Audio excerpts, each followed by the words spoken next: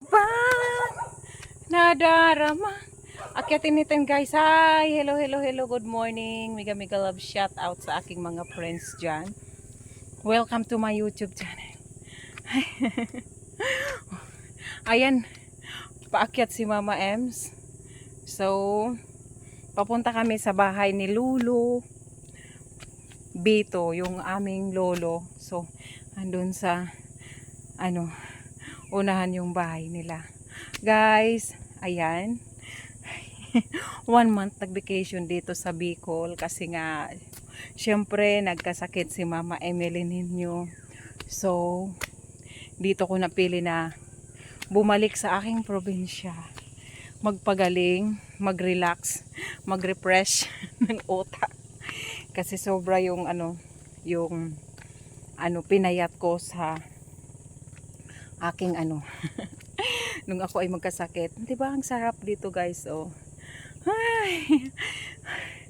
Pupunta kami sa lolo namin, guys. So, ayan, nakaakyat na. Nakaakyat. Oh, 'di ba? Akyat, hagdan. Ilang hagdan 'yon. So, pababa na tayo, guys. So, thank you so much. Maraming salamat sa mga kapatid ko. Maraming salamat sa mga kapatid ko na ayan, nagkup-kup sa amin. Sa aking mga anak. So, grabe talaga yung grabe yung mga anak ko. Diyos ko, Lord. Ayan pa yan. Baba na tayo. Ayan, thank you so much kay Nings. Yung aking mama. O ano ba? Hiningal. Thank you so much kay Ate Pin.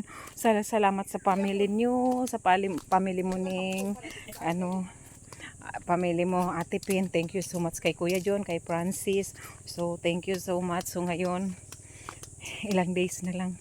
Pauwi na kami, 2 days na lang. Pauwi na si Mama Ems. Uuwi na. Ayan. Napakasarap na sana dito. Kaso, andun yung trabaho ng asawa ko. Wala kaming bahay dito. Kailangan natin bumalik sa Maynila. So, napakasarap. Sobra. Gusto ko na sana dito. Kasi napakasariwang hangin. Napakasariwang mga pagkain. So, Mama Shi, thank you so much. Ayan yung aking Mama Shi, oh, diba? Lakad-lakad lang dito sa bundok. Malalanghap mo ay napakasariwang hangin. Pero, need namin na bumalik ng Maynila. O, ayan. Nagbablog ako. Ilan ba kami?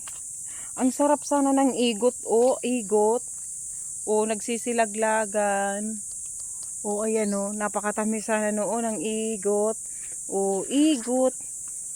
Igot. Mauna ka na, ma? Oh, naghingak. Akala ko ako lang ang naghingak. Ayan eh. Mandampo tayo ng igot. Mandampo ng igot kasi hindi man tayo makakain. Hindi tayo nakaan. Ito ang igot. Oh.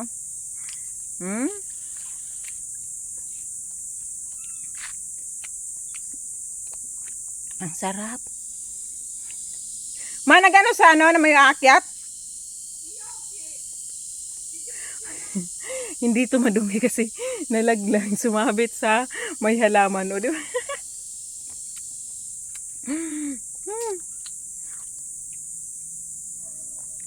Ang sarap man ng igot. Diyos ko, kaso walang aakyat to. Napaka taas. Ay, uuwi na kami sa Maynila. Kung pwede lang, kulang 1 month. So, uwi na kami, guys. Lang kami, hihingi lang kami ng buko doon sa lolo namin. So, ayan na, guys.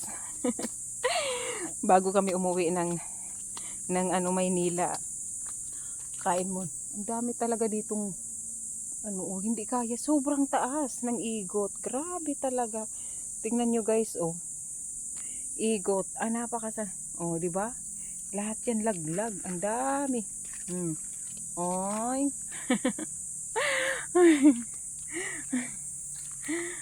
Daming igot. Bago kami pumunta ng Maynila, ano muna kami, magbuko muna kami. So, yan. Wala na akong kasama. O, diba? Ang sarap dito. Thank you, guys. Bye-bye. Balik na kami sa Maynila. Bye-bye, Bicol. Bye-bye, Mapulang Daga. Bye-bye, Bukhanan. Bye-bye na. Sana makabalik kami ulit.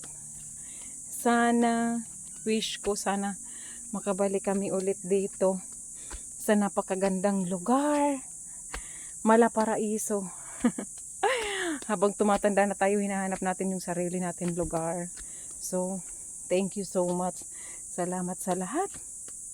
Salamat kay Lord. Unang-una kay Lord kasi siya ang gumawa ng paraan para pinagaling niya ako. Pangalawa, binigyan niya pa ako ng time para makauwi dito sa Bicol. O diba, nang dahil kay God, dahil ito kay God, lahat, plano niya ito sa akin. Kaya thank you, Lord. I love you so much. Nagkulang man ako sa iyo, sorry. So, ayan, puntahan ko pa yung bahay namin. Bilinag ko na yon. Iba-vlog ko ulit. So, today, para, akit ulit. O, diba? Kahit pagod, ang sarap sa pakiramdam. Bye-bye.